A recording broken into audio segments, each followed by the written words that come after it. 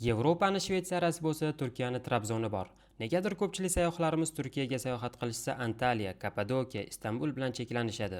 Yoki ular Trabzon haqida bilishmaydi, yoki bilishsa ham to'g'ridan-to'g'ri reys bo'lmaganligi uchun Trabzonga kelishga erinishadi. Ushbu videomizda Turkiya faqat Istanbuldangina iborat emasligini ko'rsatishga harakat qilamiz. Sayohatimiz davomida Bo'ztepa terasi, qoyalar orasida joylashgan Someliya monastiri, Aydar yaylasi, Osmasuv sharsharasi, 2000 metr balandlikdagi Pakut yaylasi va o'sha mashhur Uzungo'lga tashrif buyuramiz. Sayohatimizni Toshkent aeroportidan boshladik va to'g'ridan-to'g'ri reys bo'lmaganligi uchun Anqarada 9 soat dam olib Trabzonga uchdik va rentgen mashinamizni olib ilk manzilimizga yo'l oldik. Mashinamizni parkingga tashlab Bo'ztepadagi terrasaga kelganmiz. Bu yerda shahar kaftizdek ko'rinar ekan, manzara juda ham go'zal. Ushbu terrasa 900 metrli yog'och yo'li bo'lib, butun shaharni kuzatishingiz mumkin. Ayniqsa bu yoqda quyosh botishini va quyosh chiqishini kuzatish odamga o'zgacha maroq beradi. Agar Instagramga rasmga tushish yaxshi ko'radigan bo'lsangiz, o'zini maxsus foto zonalari ham bor. Bo'ztepadan chiqib, yomg'irli va tumanli ob-havo bo'lishiga qaramasdan Someliya monastiriga yo'l oldik. Binoga chiqish uchun 5 kilometr yurish kerak ekan. Bo'lib aytishdiki, oyoqda chiqadigan bo'lsanglar juda ham qiynalib qolasizlar. O'shaning uchun avtobusimiz bor. Avtobusga to'lasanglar olib chiqib qo'yamiz deyishdi. Avtobus bileti 70 TL ekan. O'shanga xudo xolasa hozir avtobus olib, avtobusda chiqib ketamiz. Hozir biza monastirga chiqib ketyapmiz. Shuncha insonlar bilan birgalikda. Atrofdagi shuncha odamni ko'rib tomim ketib qoladi ochig'i. Eng qiziq tomoni bu ko'rib turgan odamlar hech qanaqa turist emas, balki mahalliy aholi ekan.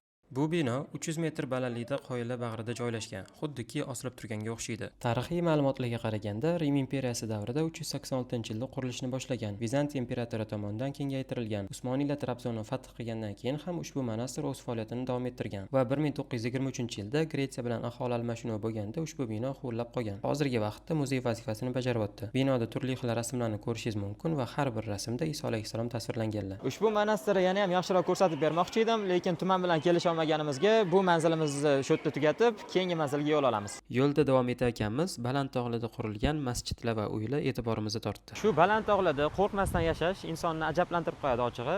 Agar sizda ham shu baland tog'larda uylaringiz bo'lganda yashagan bo'larmidingiz? Albatta izohlarda o'z fikringizni qoldiring. Biz bo'lsa yo'limizda davom etamiz. Juda ham noqulay va botqoqli yo'llarda yurib va nihoyat manzilimizga yetib keldik.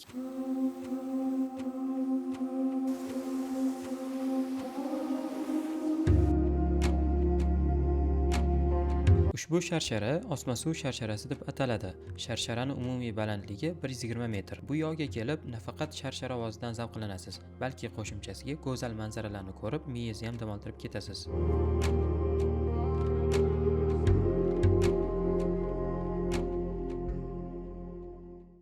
Uzun yo'llarni bosib va nihoyat Turkiyaning Shvetsariyasi bo'lgan Uzungo'lga yetib keldik. Uzungo'l tog'lar orasida joylashgan bo'lib, Trabzon viloyatining eng go'zal yeri desam adashmagan bo'laman. Ko'lning uzunligi 1000 metr bo'lganligi uchun menimcha Uzungo'l deb nom berishgan bo'lsa kerak. Ishonasizmi, bu yoqda kamdan-kam mahalliy aholini uchratasiz. Asosan uchratadigan odamlaringiz bular arablar. Nega bu yerda arablar ko'p degan savol meni ham ancha qiynadi. Mahalliy aholining aytishi bo'yicha bu yoqda yoz salqin bo'lganligi uchun Saudiya, Qatar va shunga o'xshash issiq yerlardan turistlar yog'ilib kelar ekan. Rostdan ham Uzungo'l yoz bo'lishiga qaramasdan juda ham salqin. Shuning uchun ustimizga sura narsa kiyib olganmiz. Agar siz ham Trabzonga kelishni rejalashtirayotgan bo'lsangiz, yozda kelishni tavsiya beraman. Qolgan faslda bu yo'llar ancha sovuq bo'ladi. Erta tongdan azonlab Uzungo'lga sayohat qilishni boshladik. Odam umuman yo'q, havo juda ham toza. Agar burningiz bichish bilan muammosi bo'ladigan bo'lsa, bu muammoni esdan chiqarasiz. Ikkala burnimni maksimal ishlata olaman.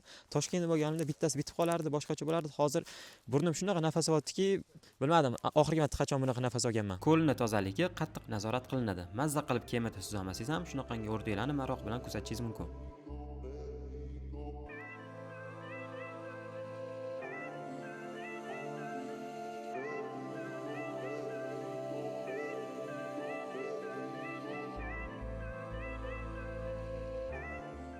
Uzungo'lda shunday yuqorisida katta terrasa joylashgan. O'tga mashina bilan yoki oyoqda chiqishingiz mumkin. Agarda sizda zinalarga nisbatan allergiya bo'ladigan bo'lsa, mashinada chiqqaningiz yaxshi, chunki zinalar juda ham ko'p. O'zimcha zinalardan oson chiqib ketaman deb o'ylagan edim, lekin 5 daqiqadan keyin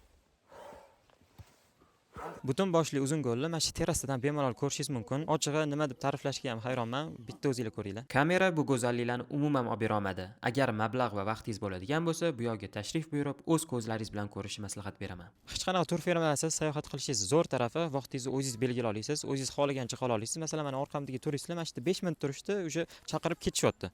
Ya'ni o'zi xohlaganicha tura olmayapti, ya'ni go'zallikni ko'ra olmayapti. Yosh bo'ladigan bo'lsangiz va o'zingiz harakat qila oladigan bo'lsangiz, menimcha o'zingiz kelganingiz ancha yaxshi. To'g'ri, ozgina qimmat qimmatroq bo'lishi mumkin, skidkalar, chegirmalar bo'lmasligi mumkin, lekin o'zingiz vaqtingizni o'zingiz to'liq foydalana olasiz. Uzunko'l nafaqat kunduzi, balki kechasi ham go'zal tusga kirarkan.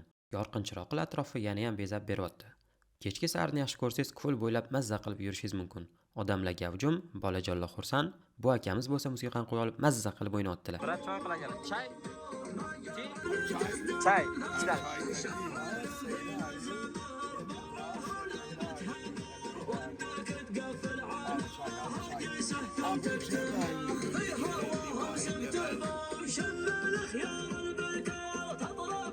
Akamiz vashi pozitiv ekanlar, to'g'risi.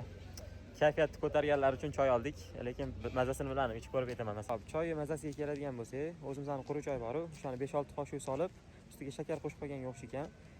O'zimga yoqmadi, ichmadim. Uzunko'lda yana qilishingiz kerak bo'lgan narsa bu tabiat bag'ridagi nonushta. Ushbu kafe internetda juda ham mashhur, albatta kelishingizni maslahat beraman. Aytgancha, hamma lokatsiyalarni Telegram kanalimga tashlab qo'yganman, mabodo Trabzonga kelganingizda foydalansangiz bo'ladi. Xo'sh, Uzunko'lni sekin tark etib, keyingi lokatsiyamizga yo'l olamiz. Navbatdagi manzilimiz Riza viloyati. Riza o'zini tabiati, buloqlari, havosi, sharsharalari bilan juda ham mashhur. Ayniqsa Aydar yaylasi eng mashhurlaridan. Haybatli tog'lar, daraxtlar, bir-biridan go'zal manzaralar. Bu yoqdan hech ketgisi kelmaydi odamni. Aylanib yurgan edim, bitta ajoyib narsa e'tiborimni tortdi. Xullas, bu yerda bitta buloq bor ekan va tepasiga yozib qo'yibdi. Ya'ni Yunus Xo'sher oilaviy xayriyasidir deb yozib qo'yilgan. Ya'ni 1963-yildan beri bu xalq uchun bepulga qilib qo'yilgan. Ya'ni buloq chiqarilgan va manfaatli bo'lsin deb shunaqa buloq chiqarib qo'yilgan. Bunaqangi buloq suvlarni atrofingizda ko'p uchratasiz va chanqog'ingizni bemalol qondirishingiz mumkin. To'yib buloq suvini ichgandan keyin sayohatimizni davom ettirdik. Rizada borish mumkin bo'lgan go'zal manzillar juda ham ko'p. Masalan, 2000 metr balandlikdagi Pakut yaylasi. Tan olaman, hayotimdagi eng qiyin va eng xavfli yo'l aynan shu manzilimizga bo'lgan yo'l bo'ldi. Noto'g'ri haydasangiz yoki loyga botasiz, yoki yo'ldan chiqib ketishingiz mumkin. Mashinamiz off-road bo'lmaganligi sababli ancha qiynalib 1 soat ichida manzilimizga yetib keldik. Ishoning, barcha qiyinchiliklar bu manzarani ko'rishga arziydi.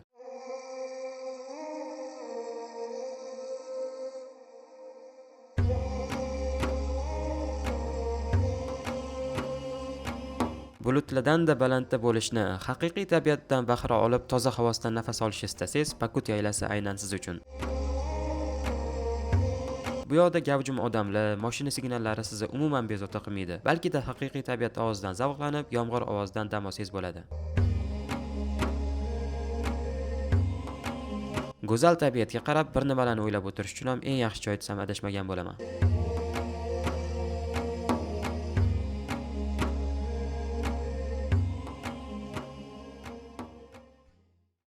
Ovqat mazali bo'lish uchun tuz va ziravorlar qo'shilganida, men ham safarimiz yana ham zavqli bo'lsin deb zipline oldim. Ya'ni zipline uchmoqchimiz do'stim bilan. Qani qilib ko'ramiz, bu yerdagi zipline qanaqa? Buraymi? Evet. Burasini tutacağım. Yere otur. O'tirdim. Ayaklarını kaldır.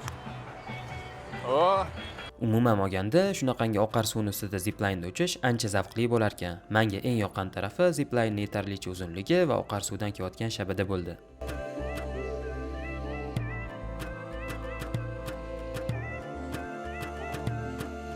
Yana qo'shimchasiga mana shunaqangi arg'imchoqlarda sherigingiz bilan mazza qilib uchishingiz mumkin.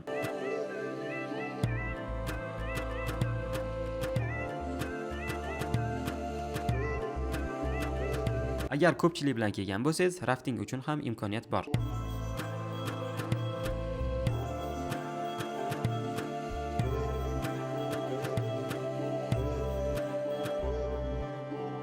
Videoni shu joyigacha ko'rgan bo'lsangiz, e'tiboringiz uchun kattakon rahmat. Umid qilamanki, video sizga foydali bo'ldi. Keyingi sayohatlarda ko'rishguncha, xayr.